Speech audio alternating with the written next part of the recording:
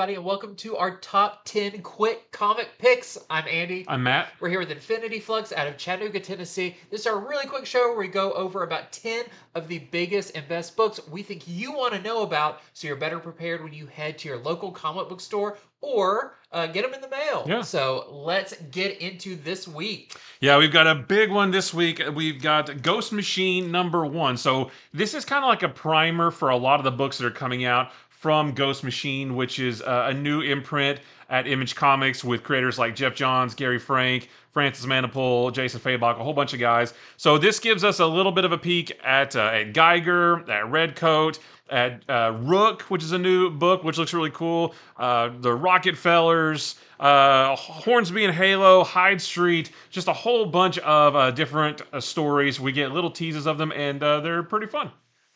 Very cool. I read that one too, and it is it's a lot to read. Yeah, it's a lot, but it's good stuff. So my first one is Star Wars Thrawn Alliances. This is actually an adaptation of the Thrawn Alliances book by Timothy Zahn.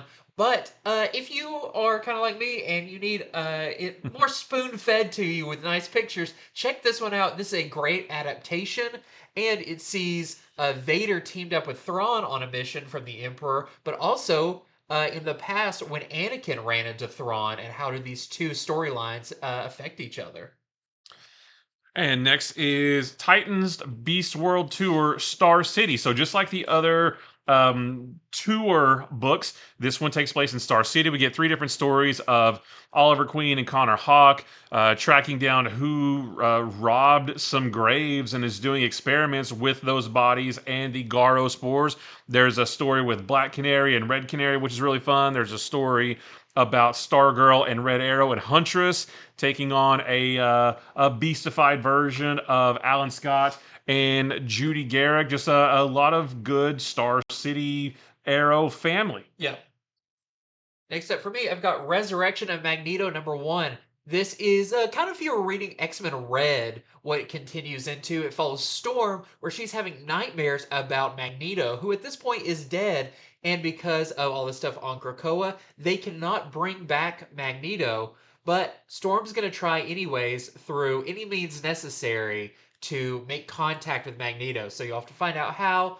And this one gets super weird. Well, I wanted to point out Superior Spider-Man #3 because this book was really fun and really funny. Artwork's great. I love this costume. Lots going for it. But, Supernova has kidnapped Anna Maria, and Dr. Octopus and Peter are trying to figure out a way to rescue her. They need a special item from one of Dr. Octopus's secret bases, which is a really, really deep cut to what that base is. But in order to get in there, Peter Parker has to put on this costume and act like Dr. Octopus when he was the Superior Spider-Man. And it's really funny. There's a lot of laugh out loud moments. This one was a lot of fun. Except for me, speaking of laugh out loud, not really. It's X-Force #48. Oh. So Beast, through all of this kind of Krakoa era, has gotten darker and darker, and some could say pretty irredeemable. Well, what is X-Force going to do to combat him? Maybe pit Beast against Beast. So you have to read it to find out. But this one I thought was really good and super, super interesting. And next up is Power Pack Into the Storm. This is the first of, I think it's either a 4 or a 5-issue miniseries, but it's cool because this one is written by Louise Simonson and the art is by June Brigman, who is your original Power Pack creative team. And this one sort of takes place back in the past when Franklin Richards, who was also in this, was a lot younger. He has a dream about aliens coming to Earth to conquer Earth and to defeat Power Pack. So they all team up to stop what's coming. Next up for me, I've got Titans Beast World #5. This is our penultimate issue. In this one, Amanda Waller kind of comes out of the shadows and has a big plan that is pretty terrifying, and it's up to the Titans to stop her. And Nightwing has a face-to-face confrontation with Peacemaker and Amanda Waller that you're going to have to watch because it is awesome. That was cool.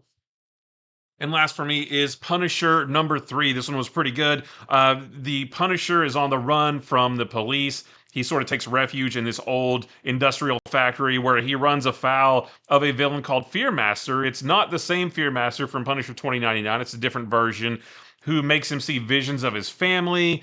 And there's a lot of like weird imagery in there. But then we learn a little bit more about the organization that put the hit out on him or his wife, and it has ties to the original Punisher. It's very interesting. Very cool.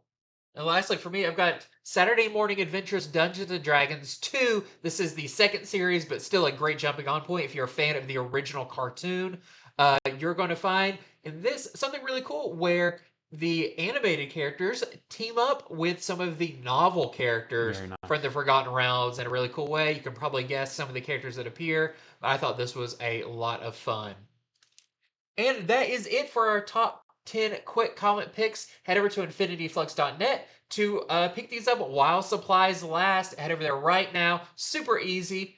And pre-order, subscribe, all of that fun stuff. And until next time, See ya. see ya.